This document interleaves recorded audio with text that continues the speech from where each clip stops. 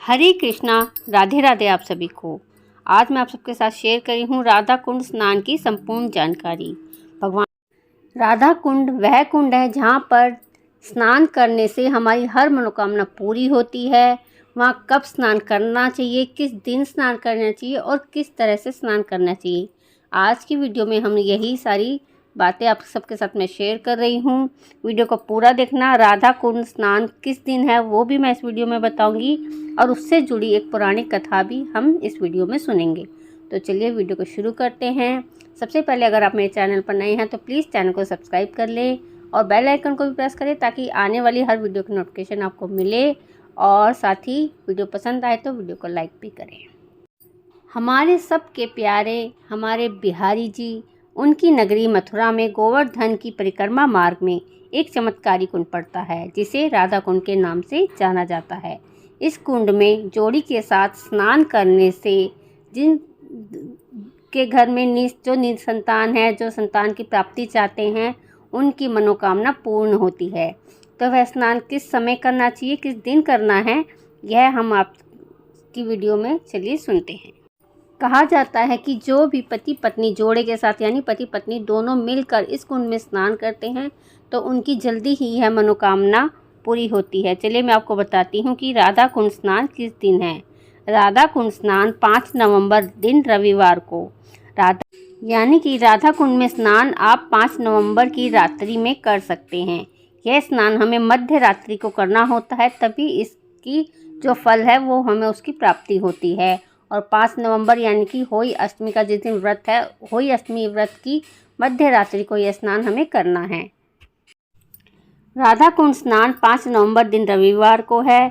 अष्टमी प्रारंभ हो रही है 5 नवंबर 2023 को 12:60 AM पर, यानी कि दिन में। राधा अष्टमी समापन हो रही है यानी ख़त्म हो रही है 6 नवंबर 2023 को 3:18 पर, यानी कि अष्टमी जो है हमारी इस टाइम पर ख़त्म हो जाएगी। अर्धरात्रि स्नान का मुहूर्त मैं बता रही हूँ, आप ज़रा ध्यान से सुनना कि आप ताकि ठीक समय पर स्नान कर सकें। थोड़ा आगे पीछे हो जाएगा तो आपका स्नान जो है वो निष्फल ना हो जाए। जिस मनोकामना से आप स्नान करेंगे वो पूरा ज़रूर होना चाहिए, तो आप सही शुभ समय पर यह स्नान करें।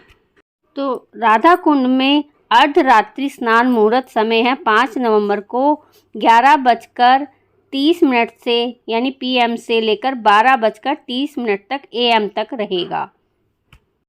यानी कि ये जो राधा कुंड में स्नान करने का जो समय है रात के 11:30 बजे से लेकर अगले दिन सुबह 12:30 बजे तक यह रहेगा। राधा कुंड में स्नान किस समय किया जाता है। राधा कुंड स्नान कार्तिक मास के कृष्ण पक्ष की अष्टमी पर किया जाता है। राधा कुंड में डुबकी लगाने के लिए एक विशेष समय निर्धारित है। मध्य रात्रि के समय को निश्चित काल कहा जाता है और इसी समय को यह पवित्र डुबकी लगाने के लिए सर्वश्रेष्ठ बताया गया है। हिंदू धर्म के अनुसार कार्तिक मास की अष्टमी, जिसे अहोई अष्टमी भी कहते हैं, इस दिन राधा कुंड में डुबकी लगाने की विशेष मान्यता है। धार्मिक मान्यता के अनुसार इस दिन निसंतान दंपति को एक साथ राधा कुंड में स्नान करने से संतान की प्राप्ति और भगवान श्री कृष्ण और राधा रानी का आशीर्वाद मिलता है। इस समय सुहागनें अपने केश खोलकर राधा जी उपासना करती हैं। यानी कि जो भी सुहागन महिलाएं हैं वो राधा कुंड में स्नान करते वक्त अपने बाल खोल के श्री राधा रानी हमारी जू लाडली जू से प्रार्थना करती हैं। अपने संतान की प्राप्ति के लिए उनसे क्षमा प्रार्थना करती हैं। कार्तिक मास की अष्टमी को संतान प्राप्ति के लिए निर्जला व्रत रखने का भी विधान है। देखिए, होली अष्टमी का व्रत जो हम अपने बच्चों के लिए ही रखते हैं और उसी दिन हम यानी जिस दिन हम होली अष्टमी का व्रत करें उसी रात्रि को यह स्नान करना है। इसी अटूट विश्वास के साथ हर साल हजारों की संख्या में बौद्ध दंपत्ति उत्तर प्रदेश के मथुरा में गोवर्धन स्थान पर पहुंचते हैं और यहाँ राधा कुंड में डुबकी लगाकर राधा रानी का आशीर्वाद प्राप्त करते हैं।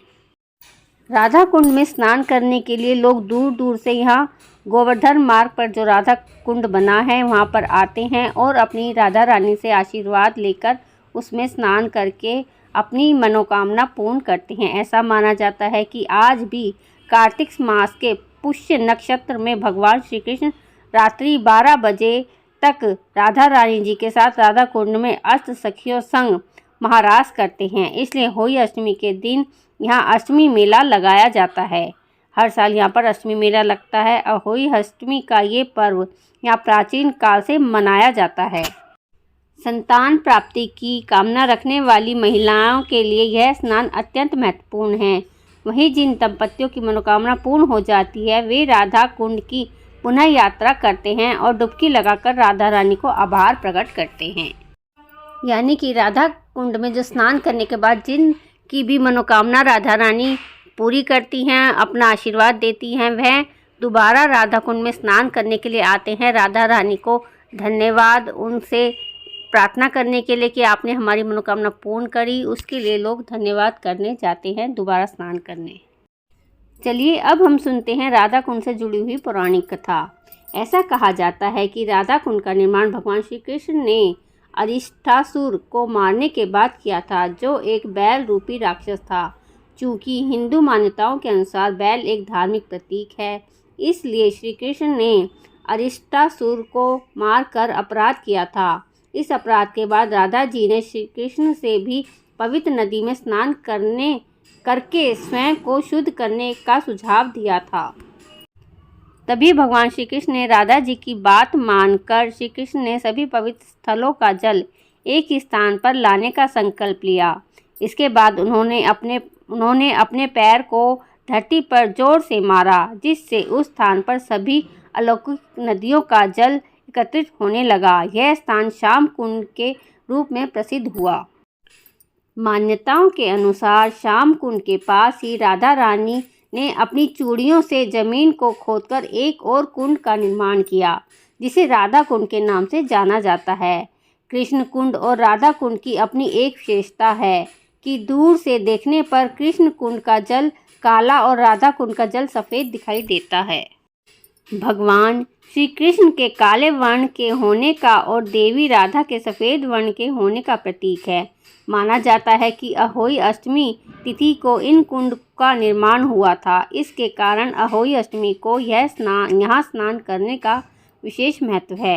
यहाँ आने वाले श्रद्धालु पहले श्याम कुंड और उसके बाद राधा कुंड में स्नान करते हैं। हमारी यही कामना है कि आपका व्रत व स्नान सफल हो और राधा मोहन की कृपा से आपको उत्तम संतान की प्राप्ति हो। आई होप आपको यह वीडियो पसंद आई होगी। भगवान श्री कृष्ण राधा रानी हम सब पर अपनी कृपा बनाए रखे। इसके साथ ये वीडियो यहीं पर समाप्त करती हूँ। अगली वीडियो में हम फिर मिलेंगे। तब तक के लिए हरे कृष्णा।